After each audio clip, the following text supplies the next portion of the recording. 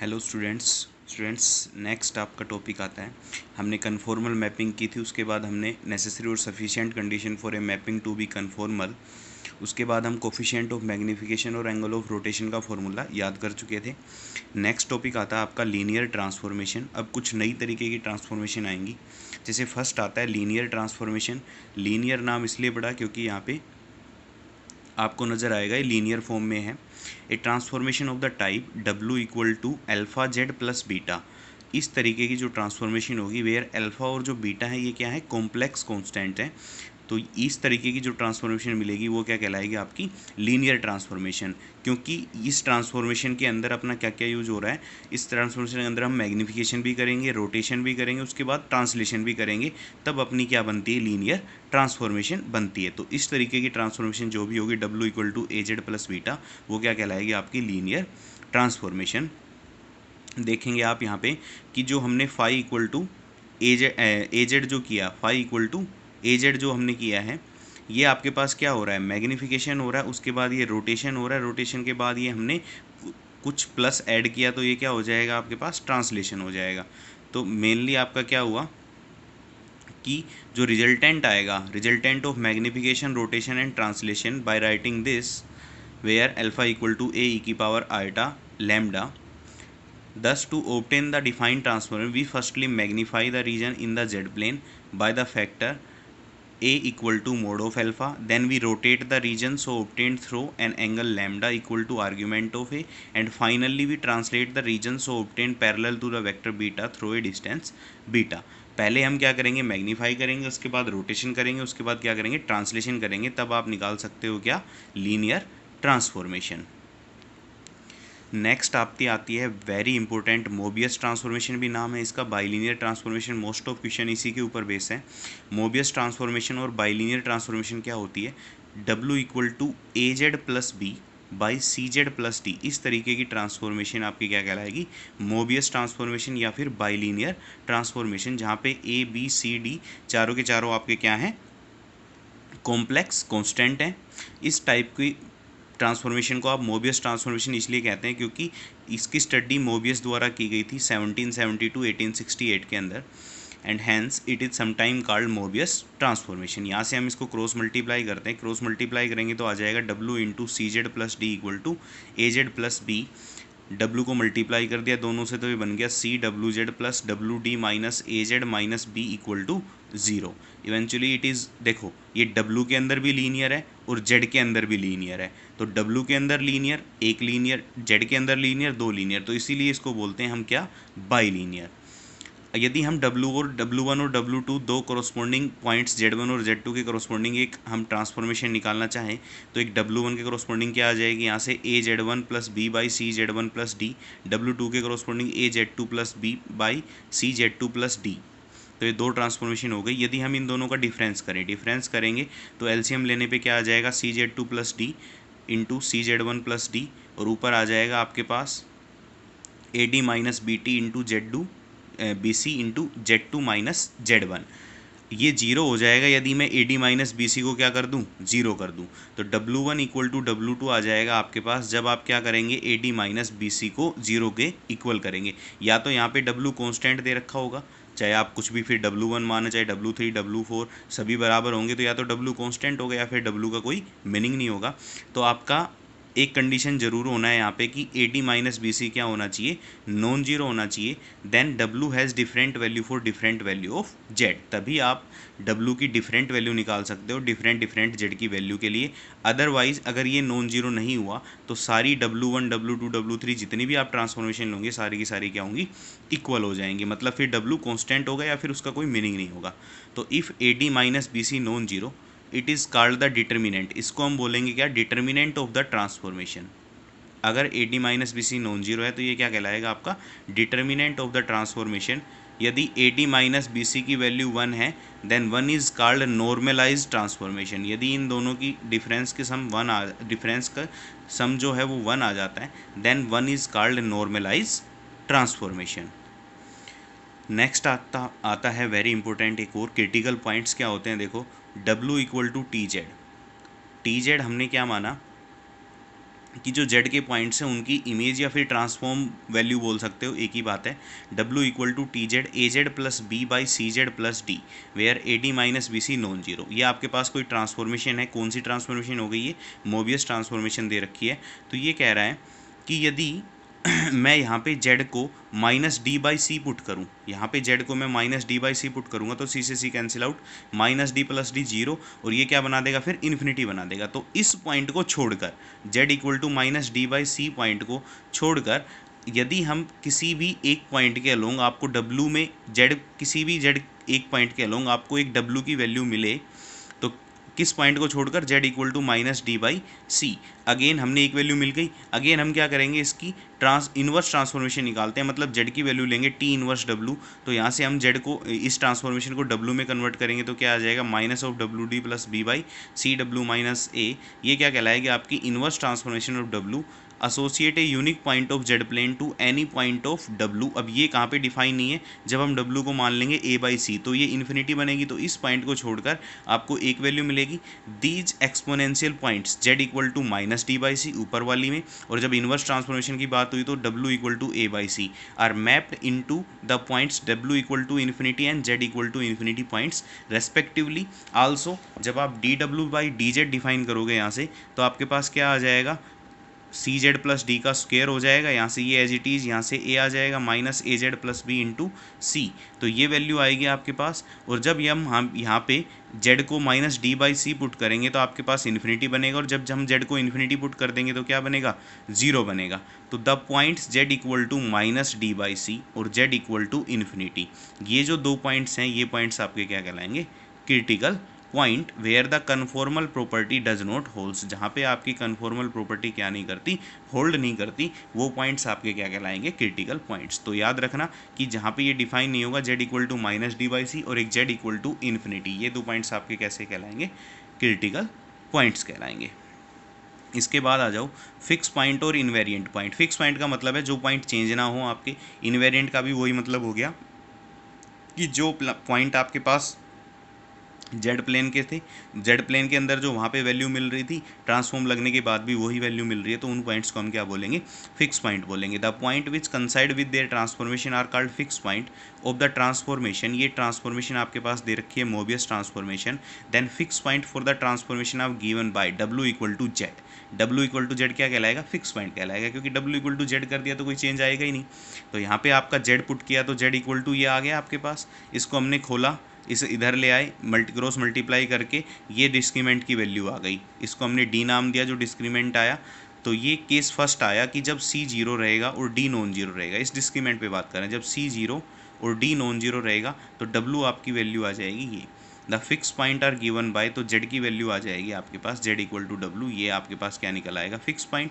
इसी तरह ये कह रहा है again now if A minus D non zero then by 2 we have only one fixed point z equal to infinity। अगर मान लो a minus D non zero है तो आपका क्या मिलेगा, एक z इक्वल टू इन्फिनिटी, एक फिक्स पॉइंट बनेगा। And 3 gives another fix point which is finite. ये कह रहा है कि हमें जब आपका a minus D non zero रहेगा, जो आपकी 2 है इसके अंदर, ये मान लिया नॉन जीरो है, अगर ये नॉन जीरो है देन बाई 2 वी z इक्वल टू इन्फिनिटी, आपको क्या मिलेगा, सिर्फ एक फिक्स पॉइंट मिलेगा। और जब हम इक्वेशन नंबर 3 पे बात करेंगे, जैसे ही हम यहाँ पे z को इन्फिनिटी पुट करेंगे और a minus D non zero रहेगा तो आपके पास दो वैल्यू मिलेंगी आपको।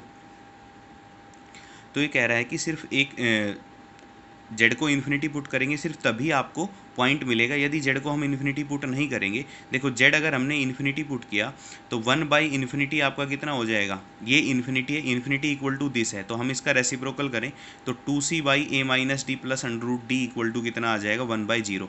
तो ये कट के जीरो बनेगा, सिर्फ एक ही फिक्स पॉइंट मिलेगा। जैसे ही हमने जेड को इन्फिनिटी पुट किया तो ये आ गया आपके पास A minus D plus minus under root of D by 2 of C. इसका हम रेसिप्रोकल करते हैं तो 1 बाई इन्फिनिटी कितना आ जाएगा आपके पास, A minus D plus minus under root D by 2 of C. अब 1 बाई इन्फिनिटी कितना होता है आपके पास, सॉरी रेसिप्रोकल करेंगे तो ये ऊपर चला जाएगा और ये नीचे आएगी value A minus D plus minus under root D. तो 1 बाई इन्फिनिटी जीरो, तो ये आपके पास जीरो हो गया। तो यहाँ से आपके पास क्या आया, 2c इक्वल टू 0, तो आपके पास सिर्फ z इक्वल टू इन्फिनिटी पे फिक्स पॉइंट आया। अदरवाइज आपको चेंज करके वैल्यू मिलती रहेगी, यहाँ से एक बार प्लस की मिलेगी, एक बार माइनस की। और ये कह रहा है कि यहाँ पे जब हम z निकाल रहे हैं, देखो c 0 और d नॉन जीरो, तो ऊपर वाली वैल्यू में रखो, c 0 रखा हमने और d नॉन जीरो रखा, तो ये जीरो, तो w इक्वल टू बन गया A Z plus B by D. तो यहाँ से z की वैल्यू निकाली, z को हमने w के इक्वल माना हुआ है, क्योंकि फिक्स पॉइंट के अंदर हम z को w के इक्वल पुट करेंगे, या फिर ये बोल सकते हो w को हम z के इक्वल पुट करेंगे। a by D Z plus b by D, that is z आ गया b by D minus A. तो जैसे ही हमने d माइनस ए, यहाँ पे आपका दे रखा है z equal to b by D minus A, जैसे ही हमने d माइनस ए मतलब a minus D minus common ले, तो इसको जीरो रखा, तो आपके पास क्या आएगा, इन्फिनिटी। तो एक फिक्स पॉइंट मिलेगा इन्फिनिटी के ऊपर। तो ये कह रहा है और जब हम a माइनस डी को यहाँ नॉन जीरो रखेंगे तो सिर्फ एक ही पॉइंट आएगा यहाँ पे, तो वो एक फाइनाइट पॉइंट आएगा। तो फिक्स पॉइंट एक तो इन्फिनिटी पे आएगा, तीसरे के इस वाली कंडीशन पे आपके पास एक फाइनाइट फिक्स पॉइंट आएगा, और जब हम इसको जीरो रख देंगे तो आपके पास क्या आएगा, एक फिक्स पॉइंट इन्फिनिटी के ऊपर और मिलेगा, जिसको हम बोलेंगे infinity. Thus we have the following result. यदि c नॉन जीरो और कैपिटल D नॉन जीरो, तो उसके पास दो फिक्स पॉइंट होंगे। c non zero D zero, तो उसके पास एक फाइनाइट फिक्स पॉइंट होगा। यदि c भी जीरो और a माइनस डी भी जीरो, तो उसके पास सिर्फ एक ही पॉइंट होगा फिक्स पॉइंट, वो भी इन्फिनिटी पे मिलेगा। और c जीरो और a minus D non zero, तो आपके पास दो फिक्स पॉइंट मिलेंगे, एक तो फाइनाइट रहेगा और दूसरा क्या रहेगा, इनफाइनाइट रहेगा, इन्फिनिटी रहेगा। इसके बाद आपके पास नेचर ऑफ मोबियस ट्रांसफॉर्मेशन दिया हुआ है कि Mobius transformation with one fix point Z note, उसको हम पैराबोलिक बोल देंगे यदि वो ऐसे एक्सप्रेस हो जाए, उसको पैराबोलिक बोलेंगे। एंड इज एक्सप्रेसिबल एज, ऐसे एक्सप्रेस हो जाएगी वो 1/w minus Z naught equal to 1/z minus Z naught plus H, if Z naught not equal to infinity. यदि जेड इन्फिनिटी है तो w इक्वल टू क्या हो जाएगा, z प्लस एच। उसके बाद है Mobius transformation with two distinct fix point z1 and z2 is expressible as, उसको हम ऐसे एक्सप्रेस कर पाएंगे, if z equal to infinity then it becomes, ये आपके पास क्या आ जाएगा, दूसरा। ये दूसरा रिजल्ट है।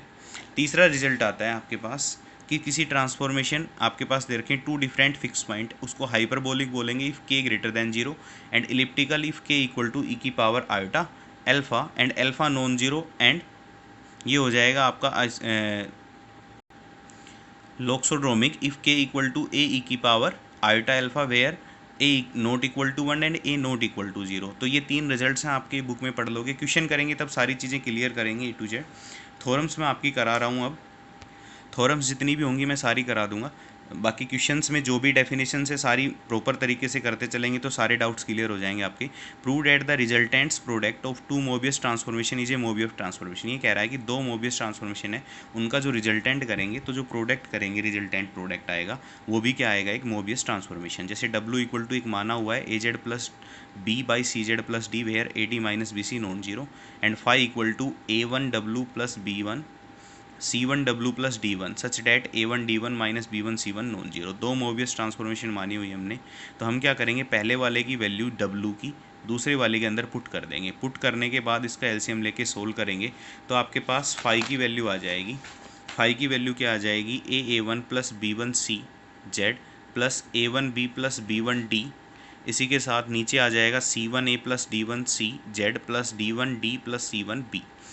अब देखो हम इस वैल्यू को जो फर्स्ट ब्रैकेट में उसको a पुट कर रहे हैं, दूसरी को b, तीसरी को c, चौथी को d, तो ये बन गया phi equal to A Z plus B by C Z plus D, where अब फाई मोबियस ट्रांसफॉर्मेशन बन गई यदि A D minus B C क्या है, non zero. A D minus B C की वैल्यू पुट कर दो, इसको नॉन जीरो प्रूव करते ही आपके पास क्या आ गई, एक, क्योंकि इसकी वैल्यू जब पुट करेंगे तो A D minus B C आएगा, और जो कि ये दोनों की दोनों क्या दी हुई है, नॉन जीरो दे रखी है। तो दिस इम्प्लाइज ये क्या बन गई आपके पास, एक मोबियस ट्रांसफॉर्मेशन।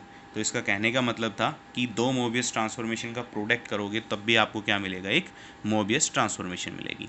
इसके बाद आती है theorem, prove that every Mobius transformation is the resultant of Mobius transformation with simple geometric imports. तो W आपके पास एक ट्रांसफॉर्मेशन दे रखी है, तो W equal to A Z plus B by C Z plus D such that A D minus B C non zero, और C भी non zero है, be any Mobius transformation, then W equal to कितना आ जाएगा, A common लिया, ऊपर से नीचे से C कॉमन लिया, तो ये आपके पास आ गया। Z प्लस डी बाई सी का अगर हम LCM लेंगे तो ये आपके पास ये फॉर्म आ जाएंगी, A इंटू जेड प्लस ए। जैसे ही हमने LCM लिया एलसीएम लेंगे तो क्या बनेगा, Z plus D by C, और डी बाई सी से D by C cancel out, ऊपर बच जाएगा Z plus B by A, और नीचे बच जाएगा upon Z plus D by C. तो ये वैल्यू को हम ऐसे खोल सकते हैं।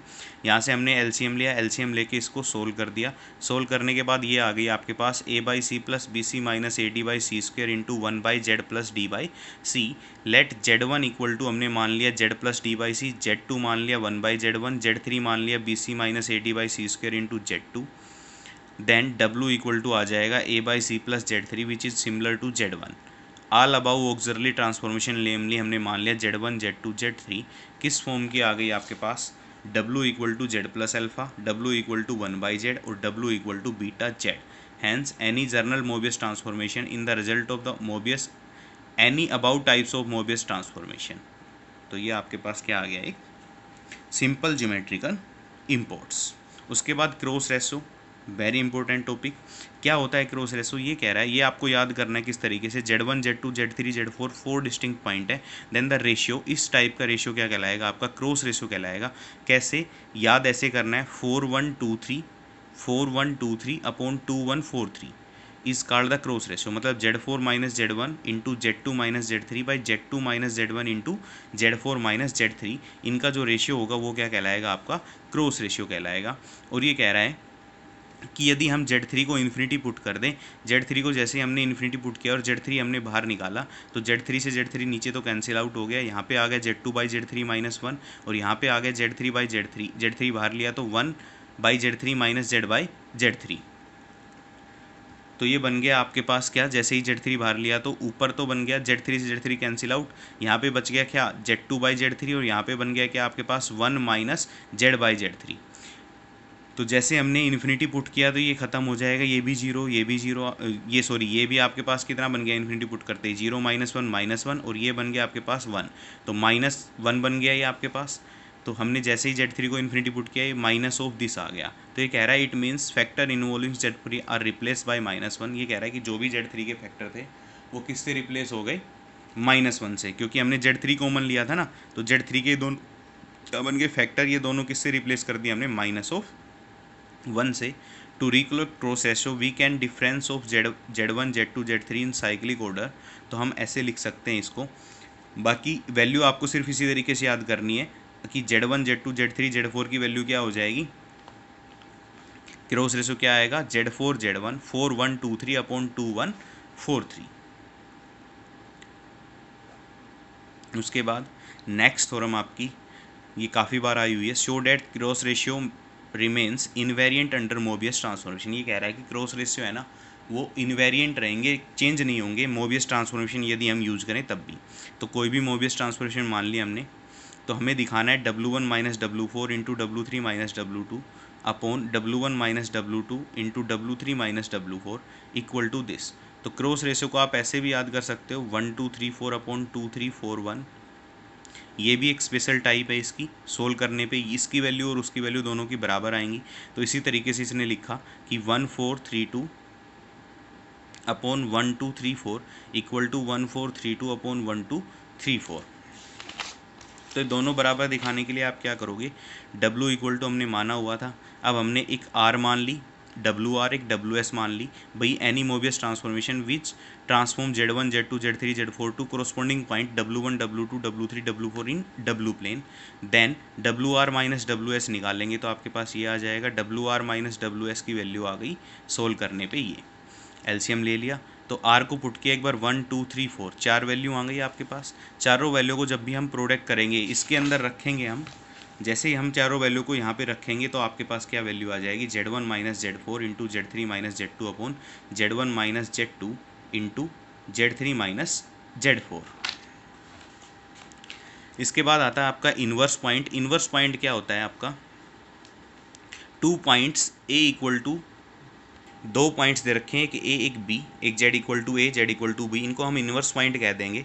जब आपके पास एक सर्कल दिया हो, सर्कल का ओरिजिन सेंटर ओरिजिन दे रखा हो आपके पास O Z नोट जिसे हम बोल सकते हैं, यदि OAB कोलिनियर हो और इस तरीके से हो कि A तो सर्कल के अंदर हो और B सर्कल के बाहर हो, और OA इंटू OB का स्क्वायर, सर्कल की जो रेडियस है ये वाली R इसके स्क्वायर के बराबर आ जाए, इन दोनों का प्रोडक्ट क्या आ जाए, इसके रेडियस के स्क्वायर के बराबर आ जाए, तब हम क्या बोल देंगे इनको, इनवर्स पॉइंट। मतलब ये कहलाएंगे ए और बी आपके इनवर्स पॉइंट कहलाएंगे।